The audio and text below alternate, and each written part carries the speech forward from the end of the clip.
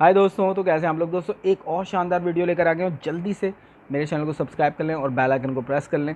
तो video start करते हैं और वीडियो के एंड में करेंगे वीडियो के बारे में बात। तो वीडियो स्टार्ट करते हैं। पिछले कुछ दिनों में आपने जरूर देखा होगा कुछ फेमस लोग जिनका कहीं ना कहीं एक अच्छा सोशल इंपैक्ट रहा, लोग उन्हें जानते थे, फॉलो करते थे, लेकिन न्यूज आई कि उन लोगों ने इस्लाम कबूल कर लिया। जैसे कि ब्रिटेन की अल्फ्रेड विलियम बेस्ट कंपनी के मालिक बिलियनियर अल्फी बेस्ट, ब्राजील के फेमस फाइटर नेसिमेंटो, रशिया के ऑर्थोडॉक्स चर्च के पादरी, अमेरिका के famous rapper डर्क Derek, famous internet celebrity Andrew Tate, Vivian Dsena, हिलेरियन हैगी, इंडियन यूट्यूबर परम सिंह। इतने ज्यादा नाम हैं कि बता पाना मुश्किल है। लेकिन एक सवाल आता है कि इस्लाम में ऐसा क्या है कि लोग इतनी तेजी से मुसलमान हो रहे हैं, दूसरे धर्मों को छोड़कर इस्लाम अपना रहे हैं। जबकि अगर देखा जाए तो एक ऐसा टाइम भी चल रहा है जिसमें इस्लामोफोबिया भी अपने चरम पे है, लेकिन फिर भी लोग, और वो भी इंटेलेक्चुअल पीपल, बाकी धर्म के कंपैरिजन में इस्लाम को ज्यादा इंपॉर्टेंस दे रहे हैं। आज की इस वीडियो में हम जानने की कोशिश करेंगे कि इस्लाम दुनिया का फास्टेस्ट ग्रोइंग रिलीजन क्यों है।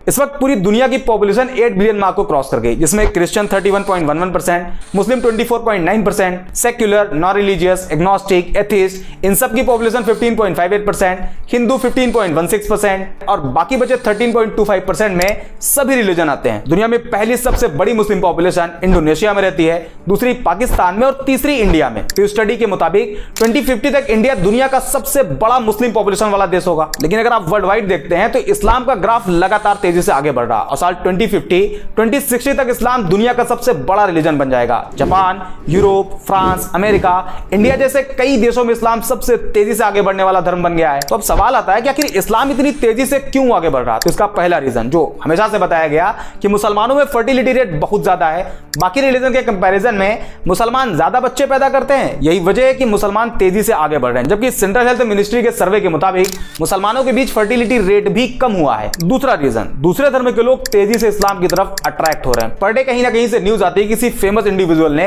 इस्लाम धर्म अपना लिया। कहीं कोई फेमस बिलियनियर होता है, तो कभी कोई फेमस फाइटर, तो कभी कोई फेमस रैपर, सेलिब्रिटी। ये उन लोगों की खबरें होती है जो कहीं ना कहीं फेमस होते हैं, लोग उन्हें फॉलो करते हैं। लेकिन ऐसे भी बहुत से लोग हैं जो इस्लाम अपना तो रहे हैं, लेकिन आम लोग होने की वजह से उन्हें सोशल मीडिया पर या न्यूज पोर्टल पर जगह ही नहीं मिल पाती। एक मोटा मोटा आंकड़ा आपको बताते हैं। द न्यूयॉर्क टाइम के मुताबिक अमेरिका के टोटल मुस्लिम पॉपुलेशन में 25% कन्वर्टेड मुस्लिम है और एक एस्टिमेट के हिसाब से करीब 20,000 से ज्यादा अमेरिकी हर साल इस्लाम कबूल कर लेते हैं। इसी तरह ब्रिटेन में करीब 6,000 लोग इस्लाम धर्म में शामिल हो जाते हैं। जापान भी एक ऐसा देश है जहां लोग तेजी से इस्लाम की तरफ आ रहे हैं। वसेदा यूनिवर्सिटी के अकॉर्डिंग पिछले 10 सालों में जापान में मुसलमानों की आबादी डबल से भी ज्यादा हो गई, जिसमें करीब 50,000 से ज्यादा जापानी लोगों ने इस्लाम कबूल कर लिया। और अभी हाल ही में एक रिपोर्ट आई जिसमें बताया गया कि दुनिया में मुस्लिम पॉपुलेशन 2 बिलियन मार्क को क्रॉस कर गई, जिसमें एक बड़ा नंबर कन्वर्टेड मुस्लिम का है। अब सवाल आता है कि आखिर लोग इस्लाम में कन्वर्ट क्यों हो रहे हैं, ऐसा क्या है इस्लाम में। तो इसका कोई एक जवाब नहीं। इस्लाम कबूल करने वाले लोगों से जब पूछा गया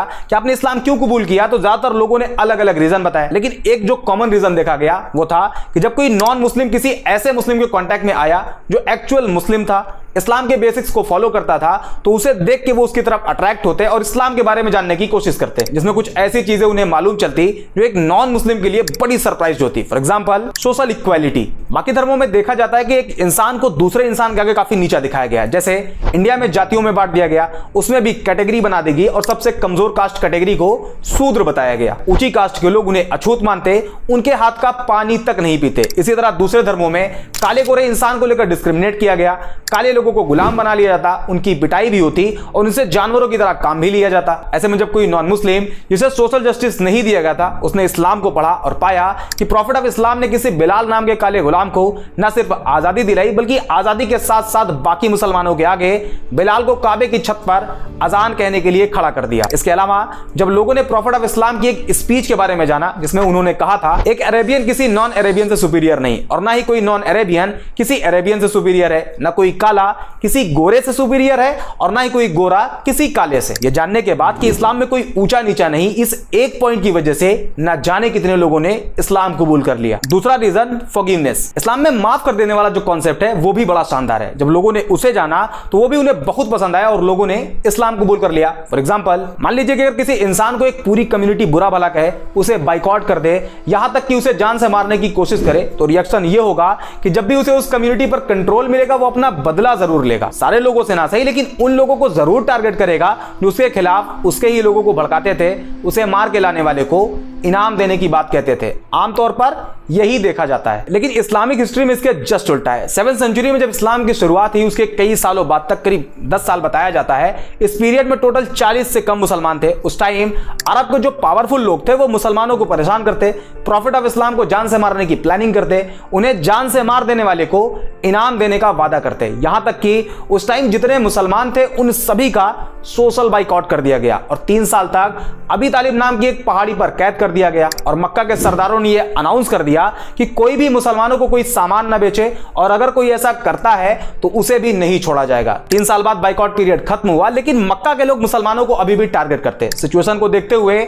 622 ईडी में मुसलमानों को मक्का से मदीना की तरफ जाने के लिए कहा गया, जिसे इस्लामिक हिस्ट्री में हिजरत कहा जाता है। हिजरत मींस माइग्रेशन। मुसलमान मक्का छोड़कर मदीना चले गए। उस टाइम मदीना को यसरब कहा जाता था, लेकिन मक्का के सरदारों का मानना था कि इस्लाम को पूरी तरह से अगर खत्म करना है तो उसके लिए सारे मुसलमानों को कत्ल कर दिया जाए। इसी इंटेंशन के साथ मुसलमान और मक्का के सरदारों की फौज के बीच पहली जंग लड़ी गई, जिसे जंगे बद्र कहा जाता है। इस जंग में मुसलमानों की जीत हुई और इसी हार का बदला लेने के लिए एक बार फिर मक्का के सरदारों की फौज निकली और इस्लाम की दूसरी जंग लड़ी गई, जिसे जंगे उहूद कहा जाता है। लेकिन 10 साल बाद जो मुसलमान मक्का छोड़कर मदीना चले गए थे, वो एक मजबूत ताकत बनकर मक्का में वापसी करते हैं। उस टाइम मक्का के उन सरदारों में यह डर फैल गया कि हमने तो मुसलमानों को बहुत टॉर्चर किया है, प्रॉफिट ऑफ इस्लाम को जान से मारने की कोशिश करी है, आज मुसलमान हमसे ज्यादा पावरफुल हैं और अब वो हमें नहीं छोड़ेंगे। इस डर से बहुत से लोगों ने सरेंडर कर दिया और बहुत से लोग मक्का छोड़कर भाग गए। लेकिन जब प्रॉफिट ऑफ इस्लाम ने अपनी बात कहनी शुरू करी तो लोगों ने जो सोच रखा था वो उसके जस्ट उल्टा था और एक पब्लिक अनाउंसमेंट करी गई कि जिन जिन लोगों ने मुसलमानों को परेशान किया था, मुसलमानों को मारा था, मक्का छोड़कर मदीना जाने के लिए मजबूर किया था, उन सभी को माफ किया जाता है। ये एक सेंटेंस इतना इफेक्टिव साबित हुआ कि जो पहले इस्लाम को खत्म करना चाहते थे उन सभी ने इस्लाम कबूल कर लिया। और आज भी इसका इंपैक्ट इतना ज्यादा है कि जब कोई नॉन मुस्लिम इस्लाम के इस चैप्टर को पढ़ता है तो इस्लाम की तरफ अट्रैक्ट होता है। तीसरा और सबसे बड़ा रीजन है बिहेवियर। आज सोशल मीडिया पर इस्लाम की जिस इमेज को प्रेजेंट किया जा रहा है वो इस्लाम की रियलिटी नहीं। हालांकि मैं ये भी क्लेम नहीं कर रहा कि इस्लामिक बेसिक्स के अकॉर्डिंग सारे मुसलमानों का बिहेव अच्छा है। इस्लाम तो कहता है कि शराब पीना हराम है और शराब सभी बुराइयों की मां है, लेकिन फिर भी आज का मुसलमान शराब के ठेकों की लाइन में आपको लगा हुआ दिखाई देगा। बट अनदर हैंड कुछ मुस्लिम्स ऐसे भी हैं जिनका behave as it is Islamic basics के हिसाब से आज भी है। फॉर एग्जांपल, इस्लाम अपने मानने वालों को कहता है कि अगर तुम्हारे घर में एक रोटी हो और तुम्हारा पड़ोसी भूखा हो तो तुम्हारे लिए जरूरी है कि उसमें से आधी रोटी अपने पड़ोसी को दो। इस बात को मेंशन नहीं किया गया है कि पड़ोसी मुसलमान हो तभी दो, बल्कि कोई भी हो, किसी भी रिलीजन को फॉलो करता हो, आपको उसके साथ वैसे ही बिहेव करना है। और आज के टाइम पर जब कोई नॉन मुस्लिम किसी एक्चुअल मुस्लिम के बिहेव को ऑब्जर्व करता है तो वो उसके बिहेव से अट्रैक्ट होता है। और ये रीजन इस्लाम को इतनी तेजी से आगे बढ़ने में सबसे बड़ा रोल प्ले कर रहा है। इसके अलावा justice, tolerance, patience, peace, day of judgement और भी बहुत से रीजन है जिस वजह से लोग इस्लाम को बाकी धर्म के कंपैरिजन में ज्यादा प्रेफर कर रहे हैं। और ये जो आजकल बड़े बड़े सेलिब्रिटी इस्लाम एक्सेप्ट कर रहे हैं उसमें इस्लामोफोबिक एडवर्टीजमेंट भी इस्लाम की मदद खूब कर रहा, क्योंकि जब लोग एंटी इस्लामिक क्लेम करते हैं तो इसका इंपैक्ट पॉजिटिव और निगेटिव दोनों तरह से होता है। निगेटिव ये कि नॉन मुस्लिम कम्युनिटी में इस्लाम को लेकर नफरत बढ़ती है, जबकि इसका पॉजिटिव साइड ये है कि लोग उस एंटी इस्लामिक क्लेम को क्रॉस चेक करने के चक्कर में इस्लाम को पढ़ना शुरू कर देते हैं, जिसमें उन्हें अभी बताए गए पॉइंट्स मिलते हैं जो कि क्लेम से रियलिटी बिल्कुल अलग होती है and eventually they accepted Islam. I hope ये वीडियो आपको पसंद आई होगी, अगर हाँ तो लाइक एंड शेयर जरूर कर दें। बाकी मिलते हैं अगले वीडियो। ये थे MC रास और नो डाउट बहुत शानदार वीडियो बनाई हुई थी, बहुत अच्छी रिसर्च की हुई थी। इनकी वीडियोस और भी बड़ी अच्छी होती हैं। आप इनके चैनल को सब्सक्राइब करें, बेल आइकन को प्रेस करें, ही डिज़र्व इट। और बहुत ही वेल्दी वीडियोस बनाते हैं। इस वीडियो के अंदर भी जो इन्होंने रिसर्च की हुई थी, जो चीज़ें ये निकाल के लेकर आए, बहुत शानदार थी, बहुत अच्छी थी और अकॉर्डिंग टू लॉ थी। और यस, इस्लाम इस टाइम दुनिया में सबसे फास्टेस्ट ग्रोइंग रिलीजन है, नंबर फर्स्ट।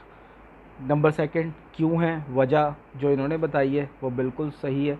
इस्लाम के अंदर टॉलरेंस है, माफ़ी है, पेशेंस है और सबसे बड़ी चीज़ भाईचारा है, ह्यूमैनिटी है। और हमारे यहाँ मुस्लिम में कोई बड़ा छोटा नहीं होता, गोरे को काले पे कोई फौकियत नहीं है, बड़े को छोटे पे नहीं है और छोटे को बड़े पे नहीं है, अमीर को गरीब पे नहीं है, गरीब को अमीर पे नहीं है। इसकी मिसाल अगर आपने देखनी है तो आप सिंपली किसी भी मस्जिद में जाएं नमाज़ पढ़ने, तो आप देखेंगे कि हम सब एक ही जगह, एक ही मस्जिद में, एक ही सफ़ में खड़े हुए कंधे से कंधा मिला के नमाज़ पढ़ रहे होते हैं। और ये इस बात का सबूत है कि ये हमारी यूनिटी है। और हमें इस चीज़ से कोई फ़र्क नहीं पड़ता कि हमारे बराबर वाला गोरा है, काला है, अमीर है, गरीब है, कोई भी है, चाहे वो सड़क पे भीख मांगता है, आके हमारे साथ नमाज़ पढ़ रहा है, तो हमारा भाई है, हमारा मुसलमान भाई है। तो हम इस चीज़ को ही मानते हुए आगे चल रहे होते हैं। तो दुनिया में जब लोग इस चीज़ को समझते हैं और अपने आँखों से मिसाल को देखते हैं, तो वो दीन की तरफ ख़ुद खिंच के चले जाते हैं, इस्लाम की तरफ, और वो इस्लाम कबूल कर लेते हैं।